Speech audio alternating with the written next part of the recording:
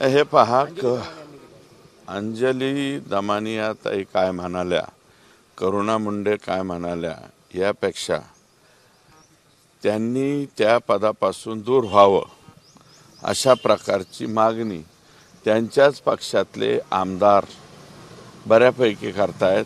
आमच्या जिल्ह्यातले त्यांच्या पक्षाचे ज्येष्ठ आमदार श्री प्रकाश सोळंके यांनी ती मागणी केलेली आहे. अनेक संघटना मागणी करतायत. जिथं जिथं मोर्चे निघत आहेत तिथंसुद्धा त्यांची मागणी हीच आहे. पण मी स्वतः अजून त्यांचा राजीनामा मागितलेला नाही. मागणार आहे का तुम्ही? मी अजून मागितलेला नाही. आणखी काही तो जो तपास चालू आहे त्या तपासामध्ये आकापर्यंत SIT गेलेली आहे. आकाच्या पुढं गेल्याच्या नंतर बोलू. जी मागणी करताय ती जवळपास पूर्ण होते आहे. आता फक्त तुम्ही म्हणताय की अजून राजीनामा त्यांचा मागितलेला नाहीये. तुम्ही राजीनामा मागता क्षणी त्यांचा राजीनामा होईल का? असं काय होईल असं मला वाटत नाही. पण माझं मत असं आहे की त्यांचा राजीनामा घ्यावा किंवा नाही घ्यावा हे सर्वस्वी माननीय अजितदादा, प्रफुल्लभाई पटेल आणि त्यांच्या पक्षाचे प्रदेशाध्यक्ष श्री सुनील तटकरे यांच्या हातामध्ये आहे. यांनी जर मनात आणलं तर त्यांचा राजीनामा तातडीनं होऊ शकतो. आणि आमचं काय आहे, त्यांच्या पक्षाची प्रचंड बदनामी होते ना. त्यांचा पक्ष रॉंग बॉक्समध्ये चालला आहे, आम्ही तर पॉझिटिव्ह बॉक्समध्ये चाललेलो. आमच्या मुख्यमंत्र्यांनी संतोष देशमुखच्या खून प्रकरणामध्ये सगळ्या बाजू जनतेच्या पुढं पॉझिटिव्ह कशा जातील अशाच पाहिलेल्या आहेत. मोका लावा म्हणलं मोका लावा, SIT स्थापन केली, करा म्हणलं SIT स्थापन केली, 10 लाखाची मदत द्या म्हणलं दिली. ह्या सगळ्या लोकांचे सगळं काही बंदोबस्त झाला पाहिजे. आता तुम्हाला सांगतो, जे हा हो छा छू करणारे परळीमधले लोक होते ना, संध्याकाळी शुकशुकाट झाला आहे. जरा परळीला जाऊन बघा, तिथल्या व्यापाऱ्यांना जाऊन विचारा.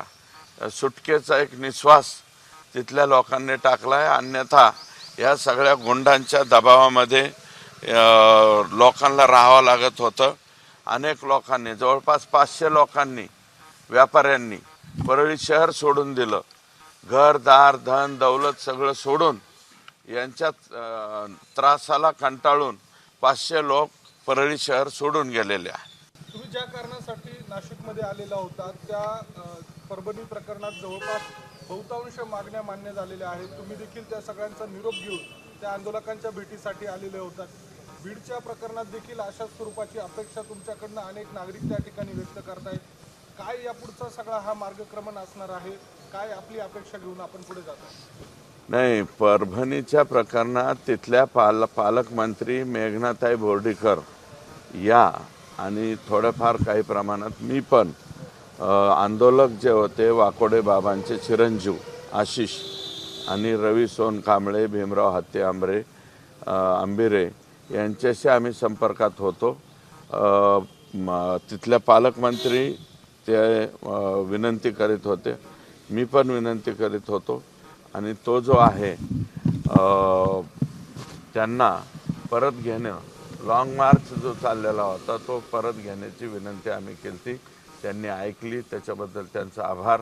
आणि हे जे संतोष देशमुखांचं प्रकरण आहे, महादेव मुंडेचं प्रकरण आहे, या दोन्ही प्रकरणाच्या बाबतीत 100% शेवटपर्यंत आमची जनतेची जी अपेक्षा माझ्याकडून आहे की हे फाशीला जाईपर्यंत आम्ही गप्प बसायचं नाही. हे सगळेच्या सगळे लोक फाशीला गेलेला आम्हाला पाहायचं आहे संतोष देशमुखच्या प्रकरणात.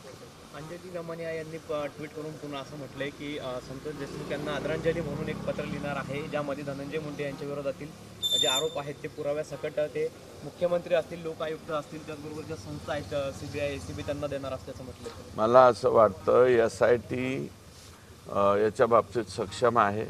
अंजलीताई त्यांच्या पातळीवरती बोलत आहेत, मी त्याच्याबद्दल काय बोलणार नाही. परंतु जर त्यांचा संबंध असेल तर SIT त्यांच्यापर्यंत पोहोचेल ना. आणि मला वाटतं ते प्रक्रिया त्यांची जोरात त्या ठिकाणी चालू आहे.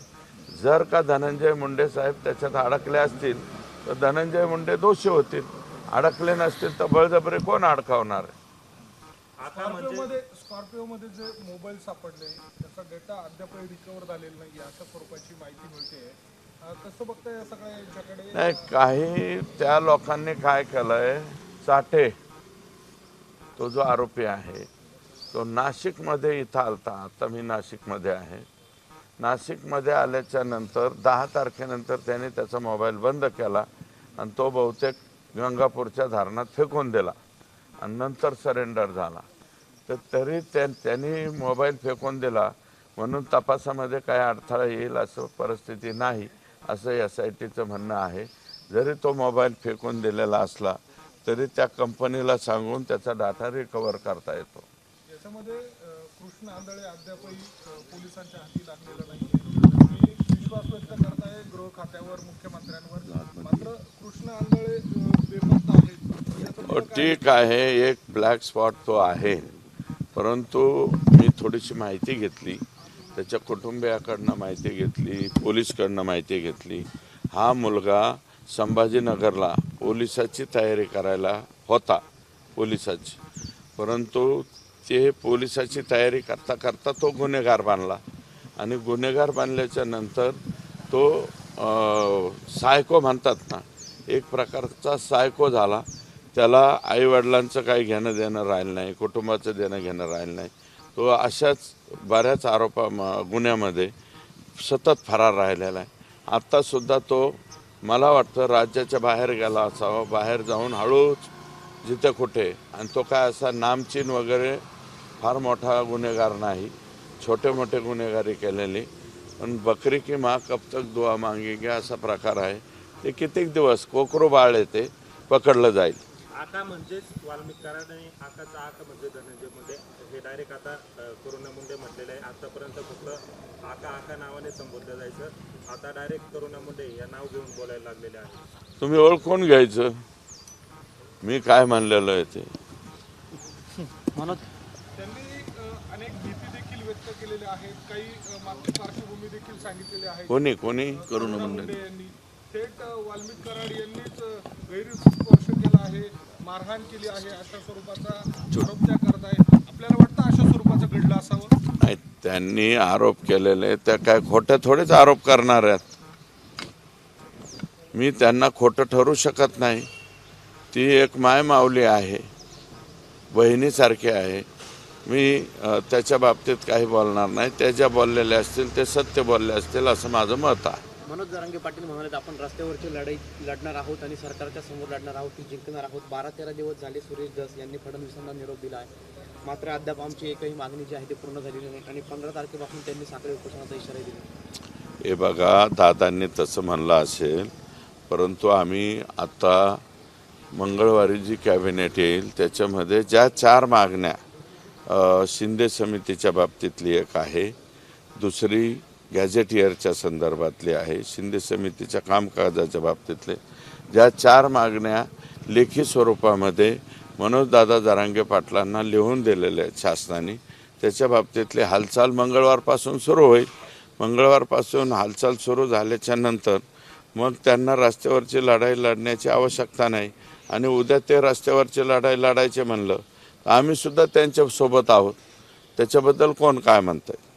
आम्ही जरी भाजपाचे असलो, कोणी कोणत्याही पक्षाचा आमदार असला तरीसुद्धा रस्त्यावरची लढाई म्हणल्यानंतर सर्वजण याच्यामध्ये उतरते, परंतु त्याची आवश्यकता पडणार नाही. मुख्यमंत्री महोदय हे काही निर्णय ज्याला सुरुवात करायला पाहिजे. मुळात काय आहे की आमच्या मराठा समाजाची जी समिती आहे ती समितीच गठीत झालेली नाही. आता ह्या मंगळवारी ती गठीत होईल अशा प्रकारची आशा आहे.